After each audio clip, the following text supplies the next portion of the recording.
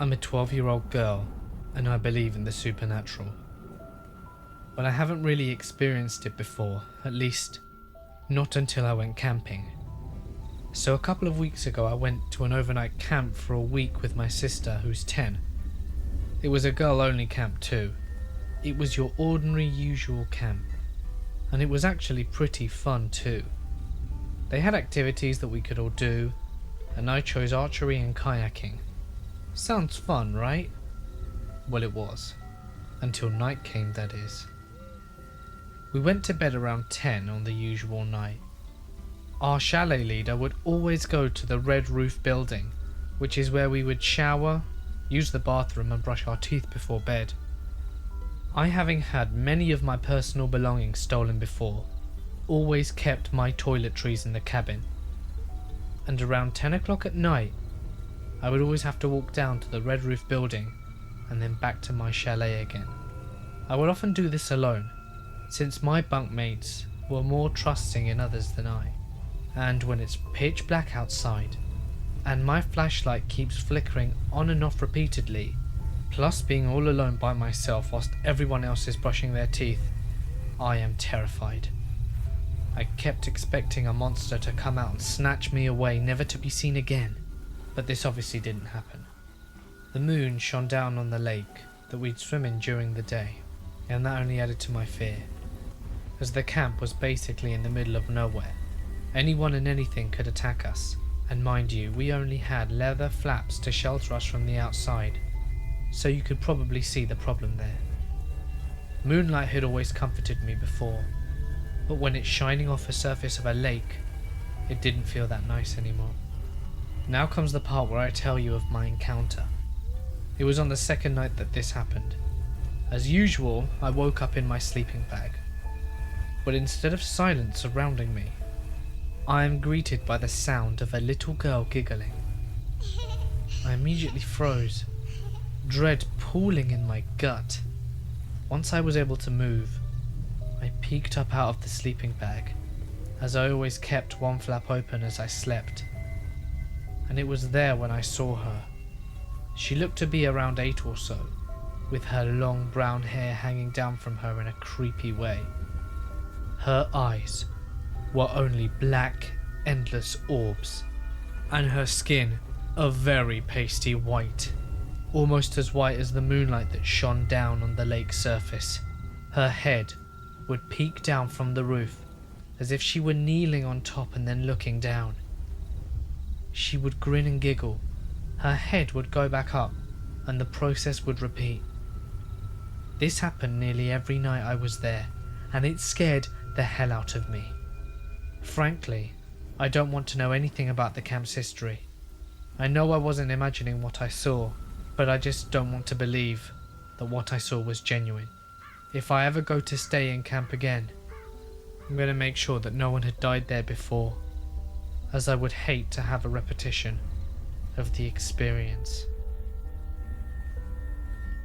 I am currently 22, and I have always experienced paranormal events in my life. It could have something to do with me being pronounced medically deceased for a few minutes as a child. But anyway, my house is made up of 3 floors. The attic, the first floor, and the basement. My oldest sister, at the time, lived in the basement with her family. My parents and I lived on the first floor, and my brother slept in the attic. This event happened to us on a school day. I believe I was around the age of 8 or 9, and that day my older sister decided not to take my niece and I to school. Only the 3 of us were home, so we were just watching Unsolved Mysteries in the living room, and a few hours later one of my sister's friends came over to try and sell her some stuff from Avon. As they were browsing through the product selection, my niece and I were playing dolls nearby, and everything was fine. This was until we began to hear a noise coming from upstairs. We listened attentively, and we could clearly hear the kitchen chairs moving back and forth from the first floor. almost as if they were being dragged. Seeing as no one was upstairs, everyone in the room fell silent, and we looked at each other with terror in our faces. If someone had broken in, they clearly were too oblivious to the noises that we were making downstairs and were being not subtle at all. My sister asked me if Jose had gone to school today. I nodded my head and said that he did, confirming that we saw him leave in the morning with his friends. We stayed quiet for a few minutes to see if we could hear any movement coming from upstairs. But as we waited, there was nothing. No footsteps, no talking, no noise whatsoever. We were sure of what we had heard, so my sister told me to go check. I hesitantly got up, and my niece followed suit. We crept up the stairs holding hands. You could feel in the air that something was not right. We got to the last step and opened the door. It was absolutely dead quiet. We turned the corner where the kitchen table was, and all of the chairs were pushed out and in the wrong places. We looked around the kitchen in terror. There was no one, so we quickly decided to return them to their place and push them back in. Afterwards, we searched all of the rooms on the first floor, underneath the beds, the closets, the boiler room, everywhere, and we never managed to find anyone. But the moment we reached the attic, I felt a very uneasy feeling. I couldn't see anywhere that anyone could hide. We had a quick look around before I took my niece by the hand and told her that we needed to go. We went down the stairs as fast as we could and slammed all the doors behind us. As soon as we got back down, I began telling them about how we'd clearly seen the chairs had been moved, when all of a sudden, we hear childlike footsteps running from the kitchen to the living room above our heads. And I was not about to go back upstairs to check things out. So my niece and I stayed in her room until my parents arrived from work. As for my sister, she never went to check it out. But until this very day, you will sometimes hear something or someone walking around in my house with no visual explanation as to what. In my family, there are 4 girls and 4 boys. At the time of the story I'm about to tell you, there were 5 girls and 2 boys at home. The 5th was our eldest adopted sister, which we had met not long before this incident. The story begins when an aunt of mine was staying with us. She was an alcoholic, and we were specifically told to not let her outside the house, no matter what excuse she gives you. Well, the oldest let her out, and she ended up in hospital that night because she went to a lounge and ended up passing out. She passed away not long after that, and after she'd passed, things started going on in the house. Things would begin to move, doors would get latched, and blankets would fly back at us with no one on the other side. My 3rd older sister was a neat freak as a kid, and me and my younger sister would take turns asking her if she would swap beds with us for a night. One night in particular, I was probably around the age of 8 or 9, and the house we lived in was nice.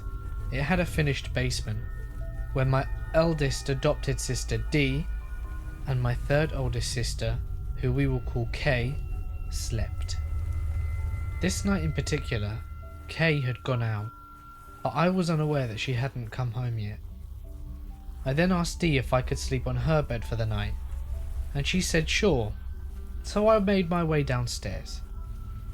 During the night, I woke and the basement was dark. All I could see were silhouettes of things from the moonlight shining through the basement windows. I looked over at Kay's bed. She looked like she was completely well snuggled in her bed. This was quite reassuring.